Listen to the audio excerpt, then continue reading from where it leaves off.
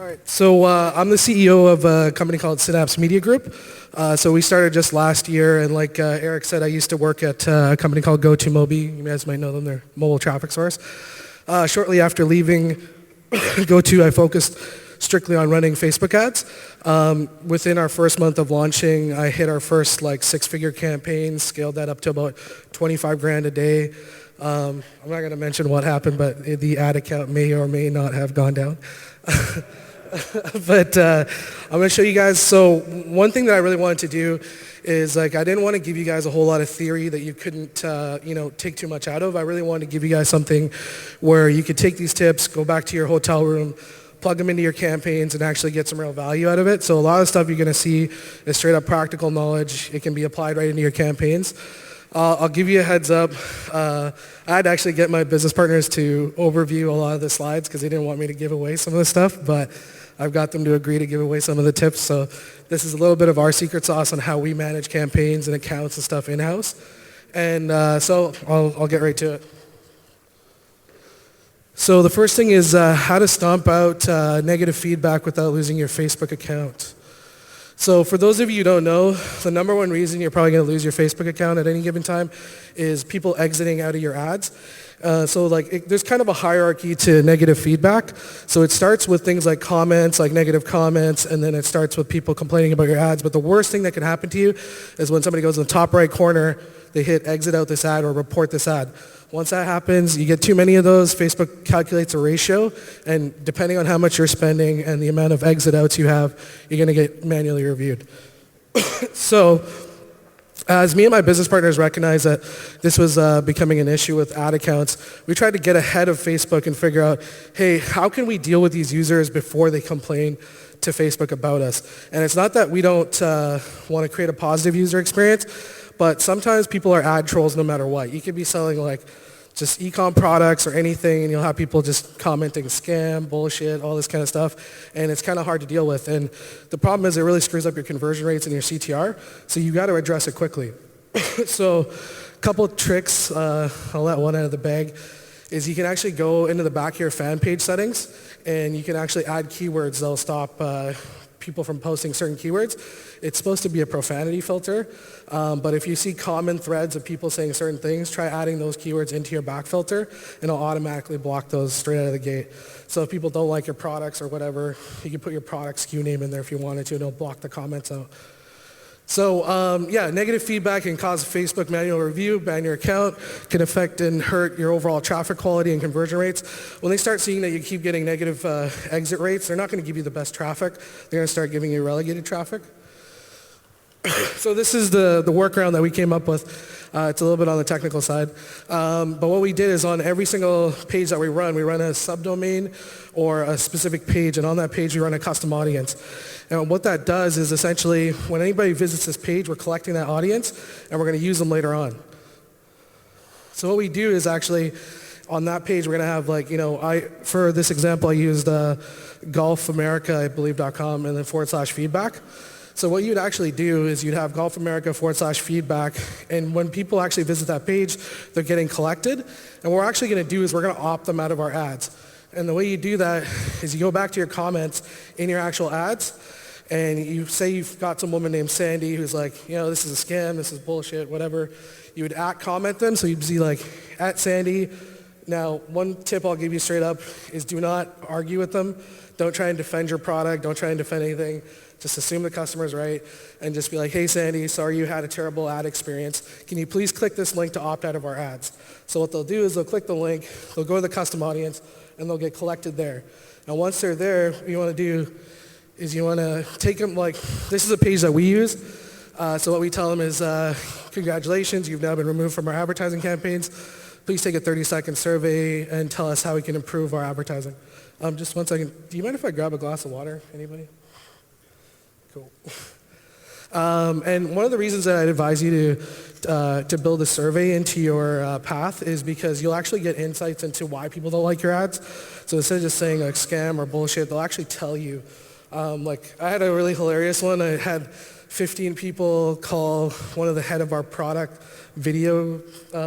He's like the head sales rep for our product. He's bald, so they kept calling him Egghead, and they're like, we don't want to buy from Egghead.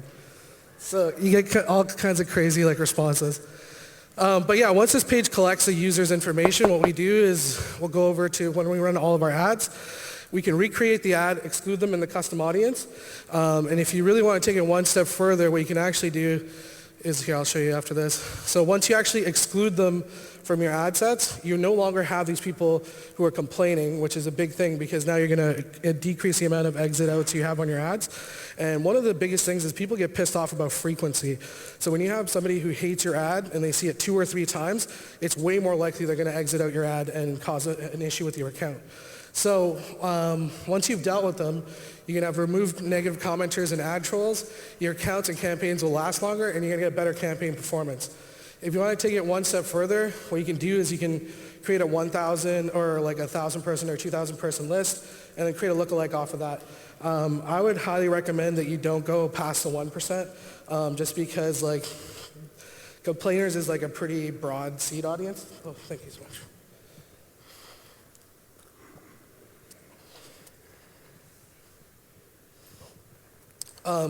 Yeah, so I would say keep it tight and just do the 1%. 5 or 10%, you might be eating into a really good audience, so just try and just do it with the 1%. Okay, on to the next one. So how to create profitable ads, how to create ads that can get up to 1K or 2K a day. You could technically get to 10K a day. With creatives, if you can do 1 or 2K a day with them, you can easily scale them to 10 or 15K a day.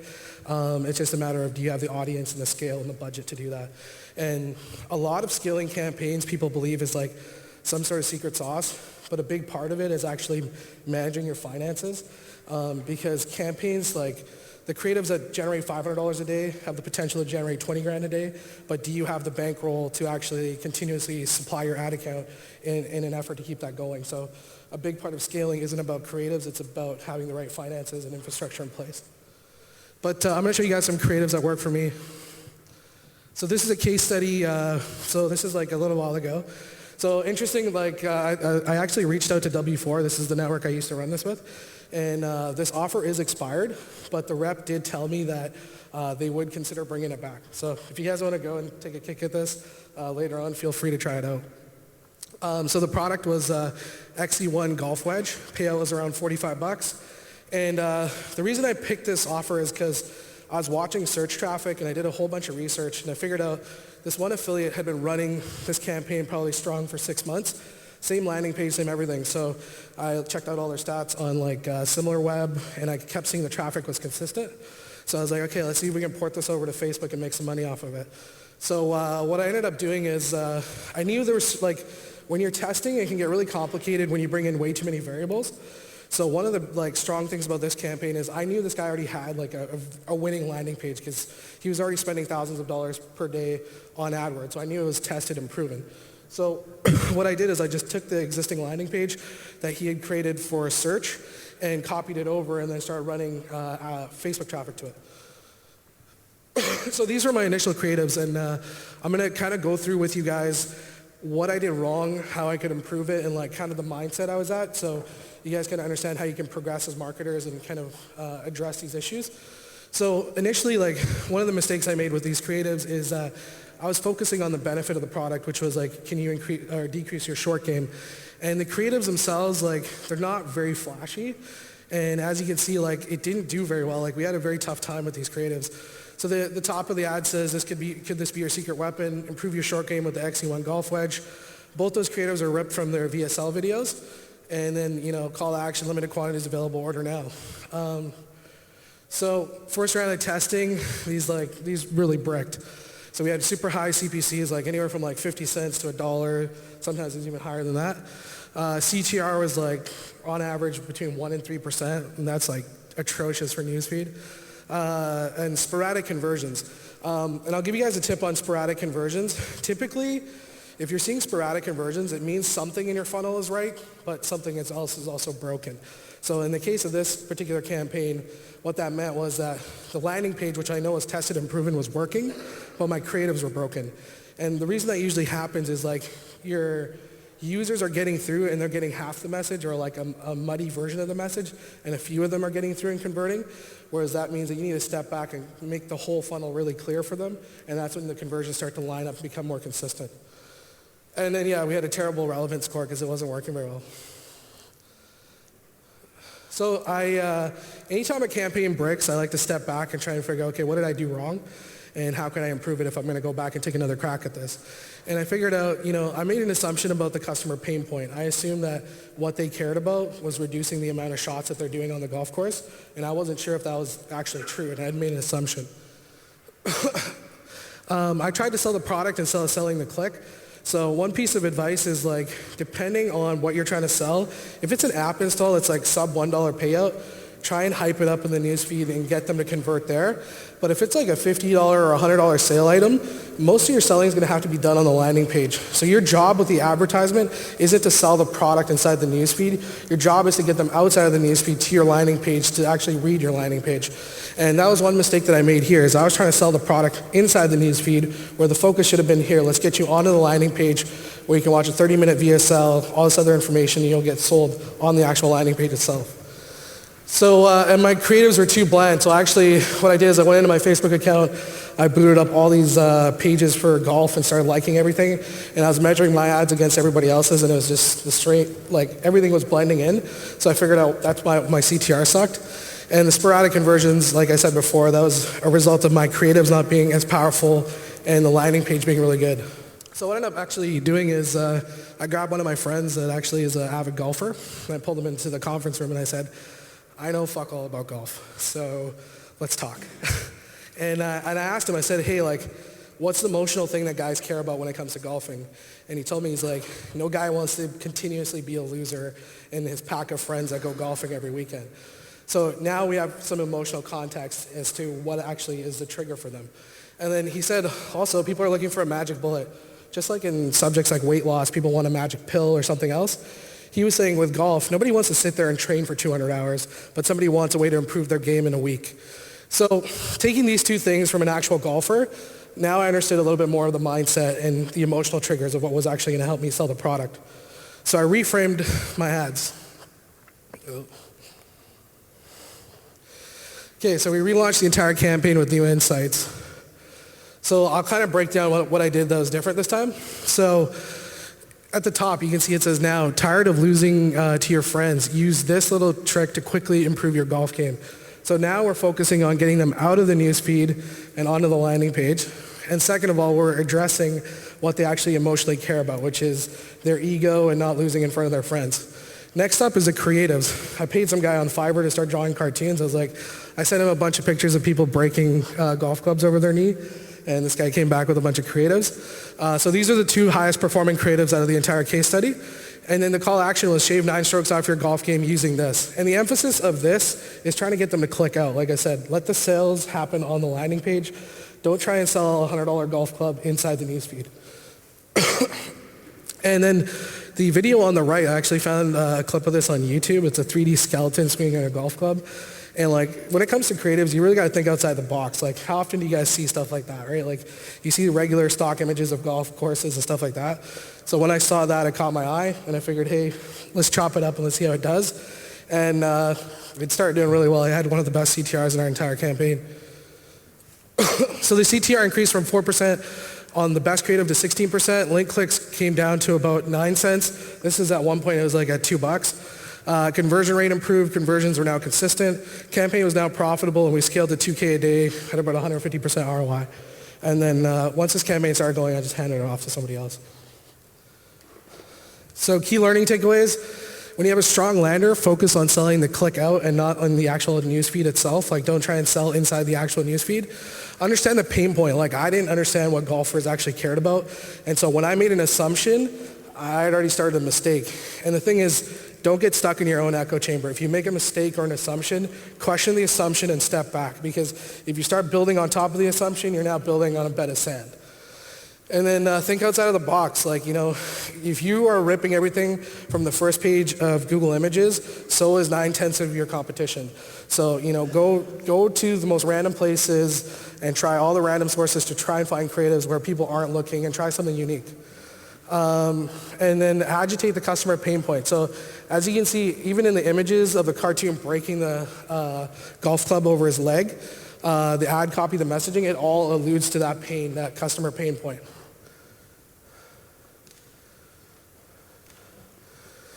Okay, so this is the next little case study. So this is understanding human emotions and writing ad copy that makes people click and convert. So it's a similar thing to the golf thing, but it's going to be a little bit more about how to tap into what actually psychologically makes people want to buy or convert. So one sec.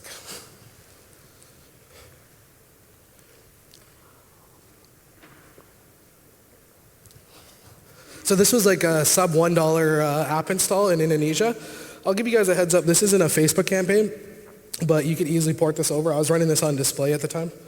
But the principles and the concept translate over. So originally, this is a phone security app, and typically this is how stuff is promoted. So these are our first few rounds of creative tests. So it was like download, play now buttons, don't let hackers break into your phone, secure your phone now, your phone might be at risk, save your phone before it's too late, protect your phone. So typically like creatives like this that are really like punchy will get really high CTRs, but they're not always effective. So like download, play now is like highly misleading. So you're gonna get a super high CTR, but the quality for the advertiser is going to suck because you might get installs, but people accidentally downloaded an app. So it's not really good quality. So what ended up happening were conversions were unstable, CTR was high, but low-end CVR on the back end, and the campaign overall was not profitable. So what I ended up doing is the same thing I did with the golf thing. I actually took two girls that I know really well, and I took them out for coffee and I asked them, I said, hey, if your phone got hacked today or stolen, what is the number one thing you'd be upset about the most? And they came back to me with this answer, which is my private photos. If those got out, my parents or coworkers saw it, I'd be mortified. So that's the real trigger there. That's what they're worried about. And I also asked a bunch of guys what they'd be scared of. I don't think guys care about getting their photos stolen because, yeah, I don't think they give a shit. And so writing emotional copy. So from understanding what their answer was, we now figure out what the emotional triggers are. So they were scared of feeling embarrassed, ashamed, exposed. So what I actually started doing is Googling stories of people who had actually had their phones stolen and their photos leaked, and like was reading the aftermath and the quotes and stuff like that. And I started testing ads using those exact quotes from those stories. These are my revised creatives. These are probably too aggressive for Facebook. So I said, the quote is, when my private photos were leaked, I was so embarrassed. It was so bad that I had to quit my job. Don't let this happen to you. Protect your phone. So I tested about like 40 different creatives. I don't know why, but different Asian girls perform better in different regions. Don't ask me why. I don't know. And one weird trick that works too is add a black bar or a sensor bar anywhere, even if they're wearing clothes, and CTRs go up. Okay, so we went from roughly like 30 installs a day to around 300-400. This campaign, I got up to 60,000 installs per week. I think we like topped out around like 60K a week profit on this campaign before I dipped off. So I was using refreshed images and copy, and we kept this campaign alive for several weeks, and then eventually I just burned out the placements and it wasn't working anymore. So key learning takeaways: write ad copy that pokes at the user's true emotions. And I'm going to give you guys an example. So unfortunately, one of my really close friends, he suffers from depression. And for people who don't know what depression is, or if you're like a happy person, it's very hard to relate to that. So I asked him to try and describe it to me. And then he actually sent me this link to Reddit. And it was like this quote that some person with depression had put up, and it was like, depression feels like you're homesick all the time, even when you're at home. And for me, that was like a phenomenal way to understand what it felt like to be that person, right? And so that's the reason I say this is when you're writing copy or ad copy or messaging or landing page headlines, you really got to be in their shoes, relatable, and you got to feel what they feel. And until you nail that, you're going to struggle to get your creatives to convert in a phenomenal way. And so when you look for real world examples, you really do the digging. I know some people who promote stuff like rehab leads. They'll actually go and sign up to rehab centers. They'll call and join Facebook groups. They'll try and get in there 9/10 of the way so they can understand what that person's emotional triggers are, what their understandings are, how they feel and operate as a person.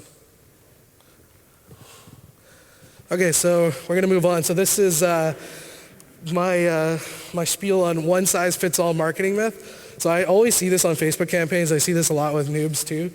is just that like everybody cuts corners, and I'm going to explain why you can get better ROI out of your campaigns by segmenting. So the one-size-fits-all marketing myth, segmenting your campaigns for maximum ROI. So what is the one-size-fits-all marketing myth? That you can use one singular ad copy or message across the board or across broad audiences, and it'll be effective. So here's the thing. Every single person is unique, different stages in life. Like I'll give you an example. Like if you're 35 or 40 and you're trying to date somebody, you don't want to date a 21-year-old because you have nothing in common. You're at different stages in your life. So it's hard to relate. And then it's like at different stages of your life, you also have different wants and needs. You have different buying triggers. You have different cultural influences. You have different emotional behaviors. So when you start seeing advertisers taking one message and just being like, hey, everybody from 18 to 50, like, suck it, you get the same headline, it doesn't really hit home, right? So if every person is different, why do we show them the same message? So here, I just actually pulled this up from Which Ads Work. Really good Facebook scraper tool if you guys want to use one. So why is ads ineffective? So the ad itself says, turn business spend into rewards. The American Express Corporate Platinum Card, 100,000 bonus points. Enter a world of rewards. Really shitty creative, by the way. Why is this ad ineffective? Putting all types of different business owners into one bucket. There's thousands of business owners. There's people who own restaurants. There's architects. Like, for example, like I'm a Facebook advertiser. What I care about is like, if I have one credit card and one ad account, I need to know that you can take that credit limit from $5,000 to $30,000 in 24 hours. That's what I give a shit about. Now, if I'm a restaurant person, I might need, a different point plan that works best with where I shop. And like, there's all these different variables, right? So to kind of take every single business owner in the world and bucket them into one generic bucket doesn't make any sense at all. And then one generic message, spend money, get points, same generic credit card offer you see all the time. So now I'm going to show you guys the other way to approach this. So you want to segment or cluster different audiences. Sometimes it can be by age group. Sometimes it can be by interest group. It really just, you're trying to find common themes and trends and patterns, and you're trying to lump those people together. That's the best way to segment your campaigns. So if we look at credit cards as an example, you could break credit cards out into people who like travel rewards, or people who care about low interest rates, or people who care about concierge services, people who want a black card for status symbol, or people who have bad credit who care about an easy approval, or flexible credit limits like I was saying for Facebook advertising. So you want to take a segmented approach. So instead of trying to be like, hey, how do I hit all of North America, 18 to 50 business owners with one ad, you should be really asking yourself, how can I run 40 or 50 segmented campaigns that instead of having 100% ROI, they have 400% ROI, and then collectively, you make 4 times more money. So, if we did a segmented approach for travel rewards, you might run an ad like this. So I mocked this up in AdParlor's ad mock-up tool. So love traveling, the new American Express Travel Pro can help you unlock your next dream vacation. You put up the different places they could go and apply for your own Amex travel card. Another example, concierge services. Anything you need, anytime you need it, American Express Concierge has you covered 24/7. See if you qualify for an Amex concierge card. Now, the best way to kind of approach this, I haven't really put this in the slides, is run a quiz or a survey and qualify people first. Now, a lot of people will run surveys and quizzes just for the sake of trying to qualify the user, like does this person qualify to get a credit card? But you should actually be using it to segment your audiences and put people in the right buckets. So it's not just about, hey, does this guy qualify for a credit card, yes or no, and then fire it off to a lead vendor. You should be like, okay, this guy cares about points, this guy cares about travel, and build powerful campaigns around each one of those segments. Okay, so I got a little bonus tip for you guys. It's basically how to hijack other people's content. So how to collect high quality audiences from content you can't pixel. So find high quality content for your niche. So for this example, I'm going to use SEOs, the SEO consultants, engineers, architects, what do you want to call them? So you want to find white papers, reports, documentaries, videos. And what you do is you create a redirect page on your website. So it's just going to be like yourdomain.com/ranking signals. And say you find the latest report of 200 known Google ranking signals, and you want to get this content in front of all the SEO specialists that are out there. What you do is you run Facebook ads promoting the third-party content. Now everyone going through your redirect is being collected as a custom audience. So what I do is I run ads that say, hey, brand new report, Google's 200 top ranking signals, 10-page report. They go through my website redirect. There I collect them on a custom audience, and then I send them off to whoever, Neil Patel or Nielsen study, whatever it is. Now what I've done is you now have a database of high-intent SEO experts. It's a powerful asset. You can build lookalikes off of this, and you can also create remarketing campaigns and engage users with other products and services that you're promoting. So essentially what you can do is you can leverage, like I don't got time to write 2,000-page reports, but somebody else out there does. So it's just leveraging their content. And that's the end of the slide. So